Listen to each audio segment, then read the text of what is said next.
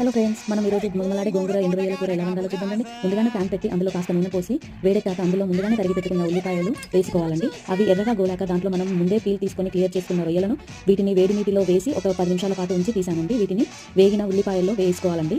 ఇంకో పక్కగా గోంగూరను మంచిగా కడిగి పక్కన పెట్టేసుకోవాలి. అలాగే మనం వేసుకున్న రొయ్యలను స్టవ్ మీద సిమ్లో పెట్టి మెల్లగా వేగనివ్వాలి. ఎందుకంటే అందులో ఉన్న పచ్చితనం పోయే వరకు గోలనివ్వాలండి. రొయ్యలు సిమ్లో గోలాక అందులో మనం ఒక చిన్న టీ స్పూన్ పసుపు వేసుకొని అది గోలాక అప్పుడే దంచి వేసుకున్న అల్లం వెల్లుల్లి పేస్ట్ వేసుకొని చక్కగా వేగనివ్వాలి. తర్వాత అందులో మనం పక్కన పెట్టుకున్న గోంగూరను మిక్స్లో వేసి ఒక రౌండ్ మెత్తగా పేస్ట్ అయ్యే వరకు తీసి రొయ్యల్లో కలపాలండి.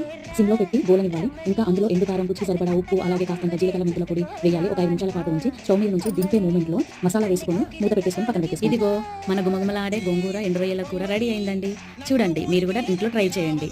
ఎలా ఉందో కామెంట్ బాక్స్లో కామెంట్ చేయడం అస్సలు మరవద్దే. థ్యాంక్ యూ అండి. Thank you for watching. See the next video. Bye. Taste very awesome.